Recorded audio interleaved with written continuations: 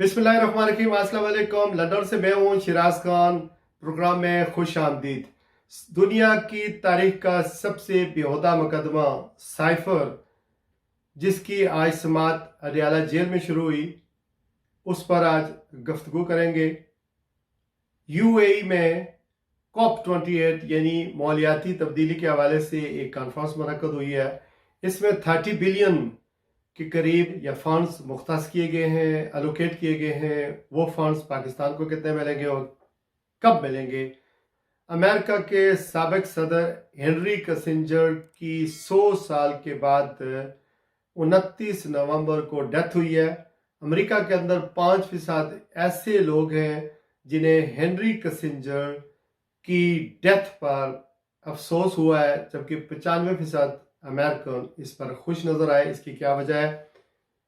लेकिन सबसे पहले बात करते हैं मक्का यानी खाना काबा, मस्जिद नबवी और मस्जिद नबवी के बाद बैतुल अव्वल मस्जिद अक्सा को डिफेंड करने वाले वो फ़लस्तीनी भाई जिन per day out and day night बमबारी हो रही है, उन्हें शहीद किया जा रहा है। उसके बारे में मुसलमान मुल्कों की जो हुक्मरान है, उनकी गैरत, उनकी क़ुव्वत को तो टेस्ट किया जा चुका है, वो उनकी कोई मदद नहीं कर सकते। लेकिन मैं और आप बैसियत मुसलमान इनफरादी और इज्तिमाई तौर पर इस वक्त उन फ़लस्तीनियों की किस तरह हम मदद कर सकते हैं, इस हवाले से मैं सबसे पहले बात करना चाहूँगा। इनफरादी तौर पर और इज्तिमाई तौर पर दुआ की जाए। दुआ करने का सबसे बेहतरीन तरीका और टाइम यह है कि आप अपने हर फर्ज नमाज के बाद चौथी रकात में रुकू करने के बाद खड़े होकर दुआ कर सकते हैं। अगर तो नमाज बाजमात हो रही हो तो इमाम साहब से कहें कि चौथी रकात के अंदर आप दुआ करवाएं। अगर वो जमात से इलादा आप पढ़ रहे हैं तो अपने तौर पर भी आप उस वक्त खड़े होकर सजदे से पहले आप दुआ मांग सकते हैं कि अल्लाह ताला अपनी रबूबियत के सदके मुसलमानों का पर जो गज़ा के मुसलमान इस वक्त तकलीफ में हैं, उनकी मदद फरमा। तहज्जुद के वक्त यानी रात के आखिरी हिस्से में अगर आप तहज्जुद पढ़ते हैं या नहीं पढ़ते, तो अगर उस वक्त उठकर आप 2 नफल पढ़कर फ़लस्तीन के मुसलमानों के लिए दुआ करें तो उन्हें हमारी दुआओं की बहुत ज़रूरत होती है। रात का एक ऐसा पैर होता है जिसमें कबूलियत की घड़ी होती है, और उसी में आप ये आदत बना लें कि आप दुआ करेंगे। नंबर 2, जो कुछ इसराइल मुसलमानों के साथ या गज़ा के मुसलमानों के साथ जो कुछ कर रहा है, आपके कुर्ब जवार में, पड़ोस में जो भी रहता है, उसे बताएं कि इसराइल फ़लस्तीनियों के साथ या गज़ा के मुसलमानों पर किस तरह का जुल्म डा रहा है, उसके पास कौन से हथियार हैं और क्या उसके पास कितना असला है। लेकिन इसके बावजूद फ़लस्तीनियों को यानी गज़ा की छोटी सी पट्टी को आधे से ज़्यादा मस्मार किया जा चुका है, और लाखों के हिसाब से लोग या फ़लस्तीनी वहाँ से डिस्पर्स हो चुके हैं, नकल मकानी कर चुके हैं, बच्चे शहीद किए जा रहे हैं। और ये असर चूँकि जो जंगबंदी थी वो ख़त्म हो गई है, और इसराइल को दुनिया के तमाम बड़े मुल्कों बशमूल अमेरिका की हमायत हासिल है कि उसे अपना राइट टू डिफेंड है, यानी वो अपने आप को दफा कर सकता है, उसका अख्तियार है।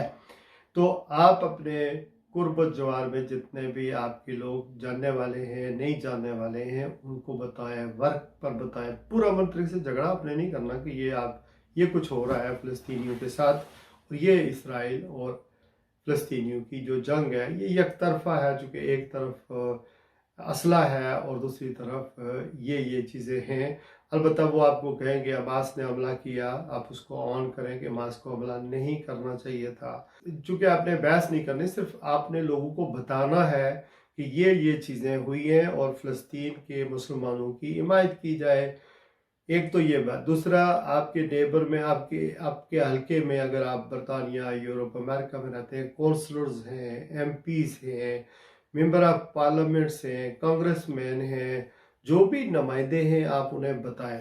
اسی طرح جب آپ مسجدوں میں جائیں تو وہاں بھی دعا بھی کروائیں اور دوسرے لوگوں کو بھی ضرور بتائیں کہ یہ چیزیں ہو رہی ہیں اور فلسطینی مسلمانوں کی مدد کی جائے، چونکہ اسرائیل اور یہ جنگ بندی ہو اور اس کا کوئی پائیدار سولوشن نکلے، یہ ہمارا فرض ہے کم از کم لوگوں کو بتائیں۔ دوسرا یہ کہ سوشل میڈیا کا استعمال کریں اور کوئی غلط پوسٹ لگانے کی جو آپ کے لیے، آپ کے گھر والوں کے لیے کوئی پرابلم بنے، پولائٹ میسج کریں کہ اسرائیل کو جنگ بندی کرنی چاہیے، ہم فلسطین کے لیے حمایت کرتے ہیں، ہم آزاد فلسطین چاہتے ہیں، ہم ایک ایسی ریاست چاہتے ہیں جہاں اسرائیل اور فلسطینی دونوں مل کر سائڈ بائی سائڈ رہ سکیں، ایکولی ان کا رائٹ ان کو ملنا چاہیے۔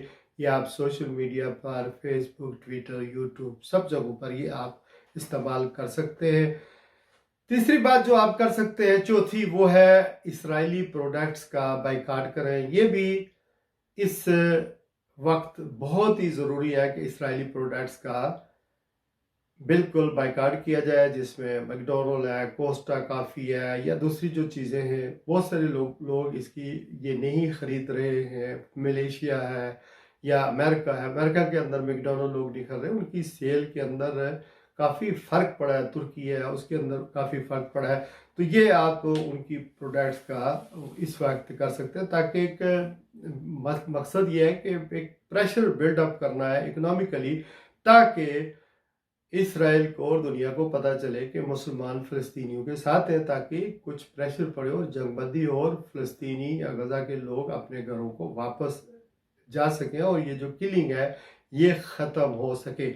آپ پرامن طور پر احتجاج کر سکتے ہیں، احتجاج کرنا آپ کا حق ہے پرامن طور پر، لیکن یاد رہے جتنے بڑے نمبر ہوں گے اتنا ہی زیادہ فرق پڑے گا۔ بعض لوگ کہتے ہیں جی احتجاج نہیں کرنا چاہیے، بس نماز پڑھیں، دعا کریں، یہ کریں۔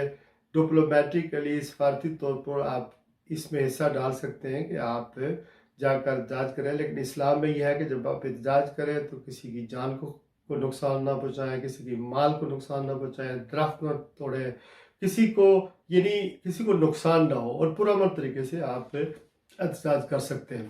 کسی کی پراپرٹی کو ڈیمیج نہ پہنچے، کسی کی جان کو نہ نقصان ہو، لا اینڈ آرڈر کا مسئلہ پیدا نہ کریں، بلکہ پرامن طریقے سے کریں۔ اس کے علاوہ جو لوگ افورڈ کر سکتے ہیں، دامیں درمیں سخنیں، وہ یہ جو فنڈز ہیں، ریلیف کے فنڈز ہیں یا فلسطینیوں کی مدد کے لیے، غزہ کے لوگوں کے لیے پیسے بھیج رہے ہیں لوگ، ان میں کوشش کریں کہ جو چیریٹیز ہیں، وہ چیریٹیز جو نامی گرامی ہیں، کچھ لوگ تو دکاندار بھی ہیں، وہ دکانداری کرتے ہیں، ان کو دینے کے بجائے ان لوگوں کے لیے ان کو پیسے دیں، تھوڑے بہت جتنے بھی آپ دے سکتے ہیں۔ اگر زیادہ افورڈ کر سکتے ہیں تو زیادہ کریں، تھوڑے افورڈ کر سکتے ہیں تو تھوڑے دیں۔ اب آتے ہیں سائفر مقدمے کے حوالے سے۔ آج صبح جب عدالت لگی تو میڈیا کو کہا گیا تھا کہ آپ کو اجازت ہوگی کورٹ روم میں آنے کی، لیکن انفارچونیٹلی میڈیا باہر کھڑا رہا صبح 6 بجے سے لے کر، لیکن اندر کسی نے جانے نہیں دیا۔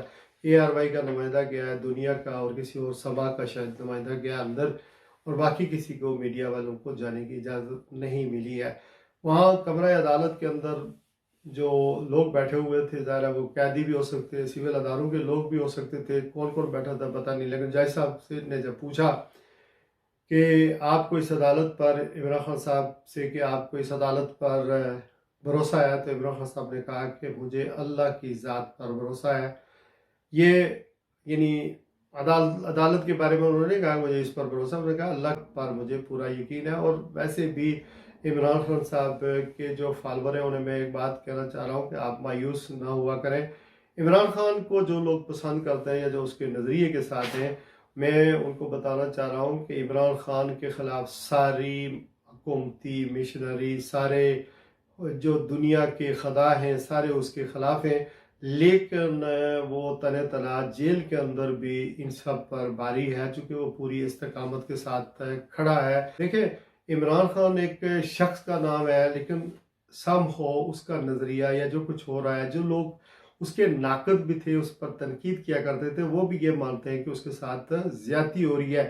اور یہ جو میرج آف کنوینئنس ہے جو نواز شریف کے ساتھ ہو رہا ہے، یہ زیادہ دیر یہ پروجیکٹ نہیں چلے گا، اور یہ سائفر کا مقدمہ ایک دم بےہودہ، جھوٹا اور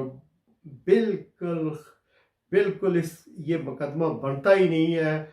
ایک آدمی جو سائفر کا جو شکار ہوا، اس کی حکومت چلی گئی، آپ وہ اسی کے خلاف ہم مقدمہ کر رہے ہیں۔ دیکھیں یہ کتنا بےہودہ مقدمہ ہے۔ اور پھر دیکھیں جو بھی آپ پرائم منسٹر کو، کسی بھی پرائم منسٹر کو آپ اس طرح جب اس پر کرپشن کے ایلیگیشن لگاتے ہیں، اسے اس طرح نکالتے ہیں، انتقام کا نشانہ بناتے ہیں، تو ہوتا کیا ہے کہ الٹیمیٹلی آپ کی ریاست کے لوگ جو ہیں ان کی جو حیثیت ہے وہ مجروح ہوتی ہے، اور کبھی کرپشن پہ نکالا جاتا ہے، کبھی کس مقدمے میں نکالا جاتا ہے۔ تو بہرحال یہ تو کلیئر کٹ ریاست کی انٹینشن نظر آتی ہے، حکومت کی انٹینشن نظر آتی ہے کہ عمران خان کو اتنا گندا کر دو تاکہ بالکل ہی وہ سامنے نہ آئے۔ اب آتے ہیں کوپ کانفرنس کے حوالے سے بات کرتے ہیں۔ یہ جو دبئی کے اندر کوپ کانفرنس ہوئی ہے، مالیاتی تبدیلی کے حوالے سے ہوئی ہے۔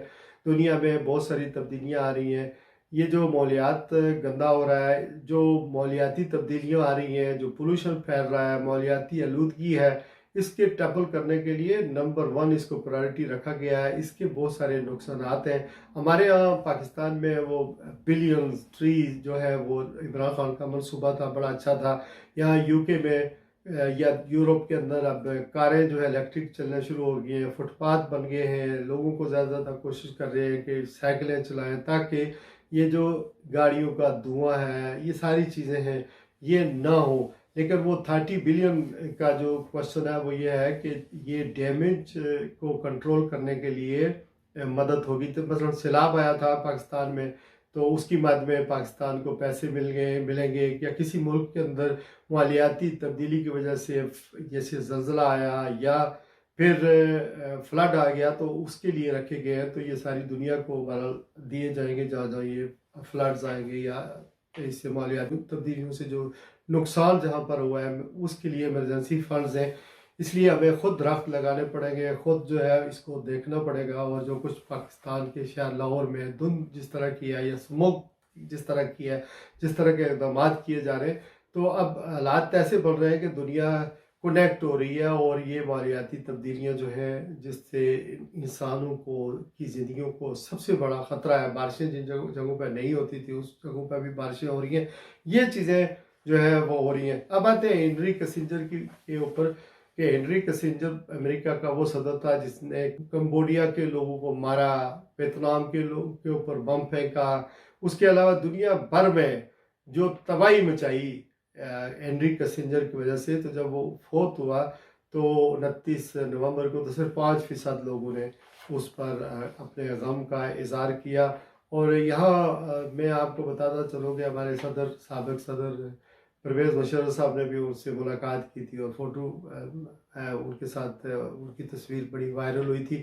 اس میں لیسن کیا ہے؟ لیسن یہ ہے کہ جب آپ طاقت میں ہوتے ہیں تو نشے میں آپ دنیا میں بہت ساری کلنگ کرتے ہیں، بہت سارا کچھ کرتے ہیں۔ ہم وہ معاشرہ ہیں جب کوئی طاقت میں ہوتا ہے تو ہم اس کے تلوے چاٹتے ہیں۔ یہ بات میں نے مشرف کے دور میں بھی، میں تو اس کے خلاف لکھتا رہا ہوں، اللہ تعالیٰ اس کو کی بخشش کرے، کہ جنرل پرویز مشرف نے اتنا جب لال مسجد کا آپریشن ہوا تو جو کچھ اس وقت ہوا وہ آپ کو پتہ ہے، وہ بچیاں بیچاری جو پردہ کرتی تھی، چلو وہ ان کو مس گائیڈ کیا تھا وہاں پر جس طرح آپریشن ہوا۔